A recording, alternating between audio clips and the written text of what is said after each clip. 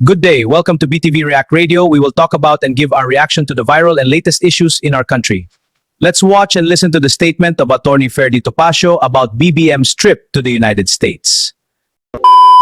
Na tayo, nagparty pa bago pumunta sa New York. Bago pumunta sa New York, ang balita ko, 2 pang jet ang dala. Bukod dun sa official jet, dala pa yung jet na ginamit para dalhin si Tatay Digong sa Netherlands, parang backup. Ang tindi, ano? Hindi bali yung sasakyan mo, may backup. Ito, eroplano mo, may backup.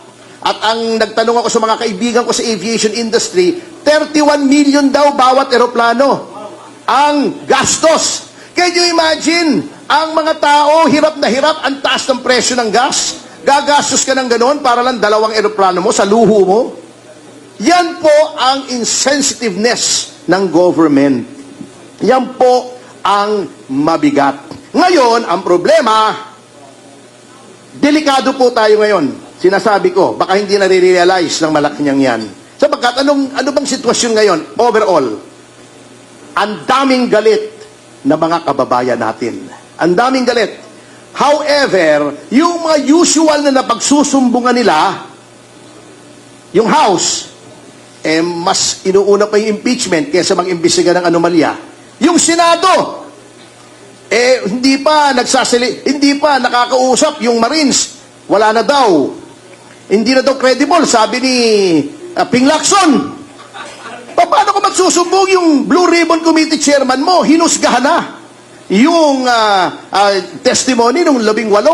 Hindi pa nga humaharap. At saka si Ping Lacson, tinatanong ni Marcoleta yung witness, siya sumasagot. Saan ka tatakbo? Yung ombudsman, tuta nila. I'm not miss words here. Tuta nila yun. Obvious naman Meron bang magsasabing, meron man naniniwala na si Remulla hindi tuta ng Malacanang? Kung meron dito naniniwala, meron akong tulay, ibebenta sa inyo. Mura lang, sa tabi ng Malacanang. Yung COMELEC, ganun din. Yung mga talagang nanalo, ayaw iproklama, yung gusto nila ang pinoproklama, yung Duterte Youth. 2.3 million votes, 3 seats. Anong nilagay? Gabriela? Yung kalaban ni Abante. Panalo yung kalaban ni Abante. Si Abante nilagay. Yun po ang mabigat. Sapagkat, kapag ang pakiramdam nating mga Pilipino ay wala na tayong mapuntahan, parang tubig yan Parang dam yan Pag wala na mapuntahan, naiipon ng tubig, sasabog po yan. Mga kasama, ayaw naman natin yan sapagkat ayaw natin ng bahas. Gusto natin sa 2028 ay mapalitan ang pamahalaan. Kaya't mga kasama, wag po tayong papayag na dayain po tayo sa 2028. Dapat sa sobrang lakas natin, kahit anong pandaraya, ay hindi kayang talunin. Yan po ang pakay nitong kampilan. Dapat overwhelming, parang flood control, parang baha. Pagka napakalakas na ng baha, bako sila naman ay substandard, ay hindi nila kayang pigilin yung baha. Good day, BTV friends. Today we will give our reaction and opinion on the statements of Attorney Topacio. This is the problem with BBM. Before he left for the US, he told everyone to tighten their belts and save money, but they themselves are not doing it. And Ati Ferdy Topacio even said that before going to the US, there was reportedly a party at the palace. Truly something else. Then you tell the Filipino people to tighten their belts and save money while you are the one spending heavily, and you even use 2 planes going to the US.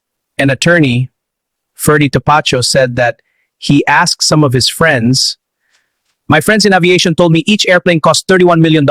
Meanwhile, the Filipino people are suffering from the high prices of basic goods. Marcos Jr.'s credibility is falling apart, his promises are broken, and the public is seeing the truth. We must demand accountability now." This is the insensitiveness of the BBM government. That is the serious problem. Now, many of our fellow countrymen are angry and they have no one to complain to because all branches of the government have become puppets of the BBM administration, including Congress, the Senate, the Ombudsman to be on complaints. That is why in the coming 2028 election, we need to replace the current administration. Yes, there may be cheating because the Commission on Elections is also a puppet of BBM, but let's show them that we will not be defeated by their cheating. In 2028, we get a landslide vote to Sara Duterte. There, let us express our anger over the theft they have done against the entire Filipino nation. Let us wake up, fellow countrymen. Let us bring back courage and hope for our children. That's all for our reaction video for now. Always remember, God is good all the time. God bless us all. BTV React is now signing off. Bye-bye.